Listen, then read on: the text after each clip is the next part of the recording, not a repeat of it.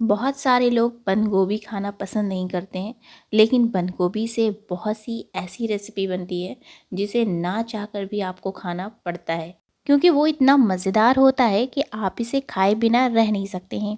यहाँ पे मैंने बंद गोभी का इस्तेमाल करते हुए जो रेसिपी तैयार की है, शायद कुछ लोगों के घर में ये बनता होगा और कुछ लोगों के घर में नहीं बनता होगा। यहाँ पर मैंने एक मीडियम साइज़ का बंद गोभी लिया है, जिसके एक हिस्से को हम बिल्कुल इस तरह से चॉप कर लेंगे और 3 हिस्से को रखेंगे, जिसका हम दूसरी रेसिपी में इस्तेमाल करेंगे। साथ में मैंने लिया है एक गाजर, जिसे मैंने पहले बहुत अच्छे से छील लिया था। इसके बाद इसे बहुत अच्छे से वॉश कर लिया था और अभी इस तरह से इसे क्रश कर लेंगे। अगर आपके पास ये नहीं होगा तो आप चॉपर में भी गाजर को बहुत अच्छे से चॉप कर सकती हैं। यहाँ पर बंद गोभी और गाजर बहुत अच्छे से चॉप हो गया। अब मैंने यहाँ पे एक पैन लिया है, जिसमें मैं नूडल्स को बॉईल करूँगी। ये वाइट वाले नूडल्स हैं, जो हक्का नूडल्स आता है ना मार्केट में, वो वाले नूडल्स का मैंने इस्तेमाल किया है। इसके बाद इसमें पानी शामिल कर देंगे और पानी इतना डालिएगा कि ये बहुत अच्छे से डूब जाए, ताकि अगर पानी नहीं डूबेगा तो ये जब बॉईल होगा ना तो बिल्कुल चिपचिपा जैसा हो जाएगा, तो इस बात का ध्यान रखिएगा। अब मीडियम टू लो फ्लेम पर इसको बहुत अच्छे से बॉईल कर लेंगे। दूसरी तरफ यहाँ पे मैंने एक कढ़ाई चढ़ा दी है, ताकि बहुत जल्दी और बहुत आसानी से बन जाए, टाइम भी हमारा बच जाए, क्योंकि हमें दूसरा रेसिपी भी तैयार करना है। और पैन में मैंने यहाँ पे थोड़ा सा तेल शामिल किया है। इसके बाद मैंने पनीर को शामिल किया है। पनीर को मैंने हल्दी, मिर्च, धनिया और थोड़ा सा नमक डालकर पहले ही रख दिया था, ताकि ये बहुत अच्छे से इसके अंदर जज़्ब हो जाए, या कह सकते हैं कि मैरिनेट हो जाए। और यहाँ पे पनीर भी मैंने थोड़ा सा ही इस्तेमाल किया, 4 से 5 पीस। लेकिन पनीर ऑप्शनल है, अगर आप चाहें तो इस्तेमाल करें, नहीं तो आप स्किप भी कर सकती हैं। 30 से 40 सेकंड बहुत अच्छे से पनीर को फ्राई कर लेंगे और उसे क्रश कर लेंगे। इसके बाद इसमें शामिल कर देंगे गाजर और बंद गोभी और इसे बहुत अच्छे से मिला लेना है। मिलाने के बाद इसमें शामिल कर देंगे 1 टीस्पून विनेगर। विनेगर शामिल करने के बाद अब इसे बहुत अच्छे से मिला लेना है। इसके बाद इसे लीड से कवर कर देंगे और फ्लेम को लो कर देंगे और इसे बस सॉफ्ट होने तक कुक होने देंगे। बहुत जल्दी ये सॉफ्ट हो जाता है, टाइम ज़्यादा लगता नहीं है। अब दूसरी तरफ जो मैंने बंद गोभी रखा था, उसे हम चॉप कर लेंगे, जो हमें दूसरी रेसिपी में यूज़ करना है। इसके लिए यहाँ पर जब आप कट करेंगी तो जो बीच वाले हिस्से हैं ना, उसे आप बिल्कुल निकाल दीजिएगा, क्योंकि वो बिल्कुल कड़ा कड़ा होता है और वो जब उस रेसिपी में बनाइएगा तो बिल्कुल भी मज़े का नहीं बनेगा और बिल्कुल ख़राब लगेगा खाने में, पूरा टेस्ट ही ख़राब कर देगा। देखिए, मैंने यहाँ पे इसे आपको दिखाया है कि किस तरह से इसके जो बीच वाले हिस्से हैं उसको निकाल देंगे। और ये मैंने पूरा चारों हिस्सा को पहले डिवाइड करके इस तरह से निकाल लिया है। देखिए, ये वाले हिस्से जो हैं इसको हटा देंगे। अब इसका बिल्कुल बारीक बारीक इसको इस तरह से कट कर लेंगे, या ये कह सकते हैं कि बिल्कुल फ़ाइन चॉप कर लेंगे। और जब ये रेसिपी आप तैयार कीजिएगा ना, तो आपको ये खाने के बाद ये पता ही नहीं चलेगा कि इस रेसिपी में आपने बंद गोभी डाली थी। दूसरी तरफ देखिए, नूडल्स बहुत अच्छे से यहाँ पे सॉफ्ट हो चुका है और इसे इस तरह से हम चेक कर लेते हैं। जब ये बीच से टूट जाएगा, इसका मतलब है कि ये बहुत अच्छे से सॉफ्ट हो गया है।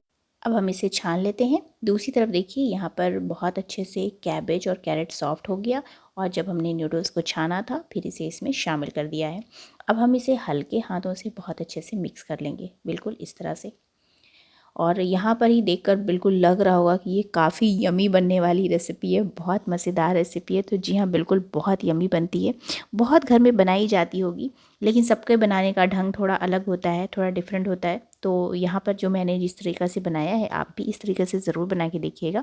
और इसके बाद इसमें शामिल कर देंगे चिली सॉस। और चिली सॉस थोड़ा मैंने ज़्यादा दिया है, 2 टीस्पून मैंने यहाँ पे चिली सॉस दिया है। साथ में नमक शामिल किया है। और नमक जो है, जब आप नूडल्स को बॉईल करती हैं उस टाइम भी आप दे सकती हैं, लेकिन मैंने उस टाइम नहीं दिया था, तो इसलिए मैंने यहाँ पे शामिल कर दिया है। अब इसे बहुत अच्छे से हल्के हाथों से, या ध्यान रखिए कि 2 फॉर्क के हेल्प से आप इस तरह से हल्के हाथों से मिला लीजिए और नूडल्स बिल्कुल नहीं टूटेगा। साथ में शामिल कर देंगे 1 टीस्पून टोमेटो केचप और इसे डालने के बाद भी फिर बहुत अच्छे से मिला लीजिएगा। ये सारे काम आप बिल्कुल मीडियम टू लो फ्लेम पे कीजिएगा, क्योंकि अगर फ्लेम हाई होगी तो नीचे से ये चिपकने लगेगा। तो इस बात का ध्यान रखिएगा कि बिल्कुल मीडियम टू लो फ्लेम पर इसे बहुत अच्छे से मिला लेना है।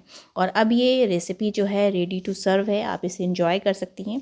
लेकिन यहाँ पे ध्यान रखिए कि एक रेसिपी और बनानी है, इसलिए जितना जल्दी हो उतना जल्दी हम दूसरी रेसिपी की तरफ चलते हैं, अभी इसे खाना नहीं है, ठीक है। और यहाँ पर देखिए, इसका जो फाइनल लुक है वो भी मैंने आपको दिखा दिया है। और अब हम दूसरी रेसिपी में तैयारी कर लेते हैं, जिसके लिए मैंने यहाँ पे शामिल कर दिया है एक प्याज, जिसको मैं बहुत अच्छे से छील लूँगी। कैबेज तो मैंने पहले ही कट करके रख लिया था।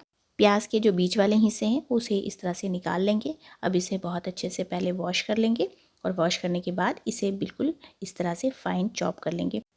जब ये रेसिपी बहुत से लोग खाते हैं ना, तो हमेशा ये कहते हैं कि नहीं इसमें कैबेज तो पड़ा ही नहीं है, और उनको बताना पड़ता है कि नहीं इसमें कैबेज है, लेकिन वो कहते हैं नहीं नहीं लग तो नहीं रहा है कि इसमें कैबेज है, लेकिन इसका जायका इतना मज़ेदार होता है, इसका नाम कैबेज का धोखा रख देना चाहिए। तो चलिए आप बताइएगा इसे आपके यहाँ क्या कहते हैं। और यहाँ पर मैंने एक पैन ले लिया है जिसको मीडियम टू लो फ्लेम पर गर्म कर लेंगे। इसके बाद इसमें 2 टेबल स्पून तेल शामिल करेंगे। यहाँ पर मैंने मस्टर्ड ऑयल का इस्तेमाल किया था। फिर थोड़ा सा ज़ीरा देंगे, हाफ़ टी स्पून, साथ में शामिल कर देंगे 1 तेज़पत्ता और इसे मैंने तोड़ के शामिल किया है। इसके बाद इसमें शामिल करना है 1 टीस्पून लहसुन का पेस्ट। अब इसे बहुत अच्छे से भून लेंगे। तब तक भूनिएगा जब तक लहसुन का जो स्मेल है ना वो बिल्कुल ख़त्म हो जाए, जो कच्चापन का स्मेल होता है, क्योंकि लहसुन का तो स्मेल रहेगा ही, लेकिन कच्चापन वाला जो स्मेल है वो ख़त्म हो जाएगा। इसके बाद इसमें कैबेज को और प्याज को इस तरह से इसमें शामिल कर देंगे। देखिए बिल्कुल इस तरह से, और यहाँ पर फ्लेम जो है वो मीडियम टू लो रहेगी। अब इसे बहुत अच्छे से मिला लेना है इस तरह से।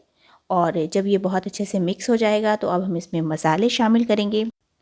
यहाँ पर मसाले में जो मैंने शामिल किया है वो बहुत ही हल्के से मसाले हैं, और इसमें शामिल सबसे पहले कर दिया है नमक, जो आप अपने अंदाज से ले लें जायके के हिसाब से। इसके साथ हाफ़ टी स्पून हल्दी पाउडर, हाफ़ टी स्पून लाल मिर्च पाउडर, और हाफ़ टी स्पून से भी थोड़ा सा कम काली मिर्च पाउडर लेंगे। हाफ़ टी स्पून लेंगे ज़ीरा पाउडर और हाफ़ टी स्पून धनिया पाउडर, साथ में थोड़ा सा कलौंजी शामिल कर देंगे। अब इन सारी चीज़ों को बहुत अच्छे से मिला लेना है, और यहाँ पे लीड से कवर नहीं करेंगे और इसे 1 से 2 मिनट के लिए पकने देंगे इसी तरह से। अब यहाँ पर दूसरी तरफ हम एक टमाटर लेंगे। टमाटर बिल्कुल छोटे साइज़ का है और इसे इस तरह से चॉप कर लेना है। और अब हम इसमें सबसे मेन चीज़ है वो शामिल करने जा रहे हैं, जो इसके जायके को काफ़ी बढ़ाएगा, और ये मेन है, वो है मटन। और मटन मैंने यहाँ पे लिया है 250 ग्राम्स, और ये बोनलेस है। इसमें थोड़ी सी चर्बी भी शामिल है, और इसके बिल्कुल छोटे छोटे पीस कट करेंगे। छोटे पीस कहने का मतलब है कि जैसे चंक्स होते हैं ना, बिल्कुल छोटे, वैसे पीस इसमें शामिल करना है। इसे आपको ग्राइंड भी नहीं करना है, और इसे कीमा भी इसका नहीं बनाना है, मोटे भी नहीं, बल्कि छोटे छोटे पीस में, बिल्कुल चंक्स वाले जो पीसेस होते हैं उस टाइप के पीस में इसको इस तरह से कट कर लेना है। अब हम इसे इस तरह इसमें मिला देंगे, और मिलाने के बाद थोड़ा सा पानी शामिल कर देंगे, क्योंकि मटन भी अपना पानी रिलीज़ करता है और कैबेज का भी अपना पानी होता है, इसलिए पानी ज़्यादा शामिल करने की ज़रूरत नहीं है। अब इसे 1 से 2 मिनट इसी तरह से लीड से कवर करके पकने देंगे। जब इसमें बॉयल आने लगेगा फिर हम इसे कुकर में डाल देंगे, क्योंकि कुकर में डालने से ये होता है कि बहुत जल्दी ये पक जाएगा। लेकिन अगर आप चाहें तो पैन में भी पका सकती हैं, लेकिन उसमें 20 मिनट तो आपको लग जाता है। लेकिन कुकर में अगर जब आप बनाइएगा तो ये बहुत जल्दी बन जाएगा। जिन लोगों के यहाँ ये रेसिपी बनती है वो मुझे कमेंट्स में बताएं, और जिनके यहाँ नहीं बनती है वो इस रेसिपी को ज़रूर ट्राई कीजिए, और फिर मुझे कमेंट्स कीजिए कि ये रेसिपी आपको कैसी लगी। यहाँ पे थोड़ा सा पानी और मैंने शामिल कर दिया था, ताकि थोड़ा सा मुझे शोरबा चाहिए, और इसके बाद इसमें इसे लीड से कवर कर देंगे और इसमें सीटी लगा देंगे। अच्छा, यहाँ पर मैंने इसे चावल के साथ सर्व किया है। आप चाहें तो इसे रोटी के साथ भी इंजॉय कर सकती हैं, लेकिन मैंने इसे चावल के साथ सर्व किया। यहाँ पे चावल भी हो चुका है, और 15 मिनट के बाद ये जो कैबेज वाली रेसिपी है ये बिल्कुल तैयार हो चुकी है, और आपका इसको लुक देखकर लग रहा होगा कि ये काफ़ी यमी बनी थी। जी हाँ बिल्कुल। और शोरबा जो है वो मैंने ज़्यादा रखा है। अगर आपको शोरबा कम खाना पसंद है या थोड़ी थिक ग्रेवी चाहिए तो पानी का इस्तेमाल कम कर दें, या फिर उसके सुखा लें हाई फ्लेम करके। और यहाँ पे देखिए मैंने इसे चावल के साथ सर्व किया है, एकदम गर्मा गर्म चावल के साथ मैंने इसे सर्व। अगर आपको मेरी रेसिपी वीडियोज़ अच्छी लगती है तो आप वीडियोज़ को ज़रूर लाइक कीजिए और फ्रेंड्स और फैमिली के साथ शेयर कीजिए।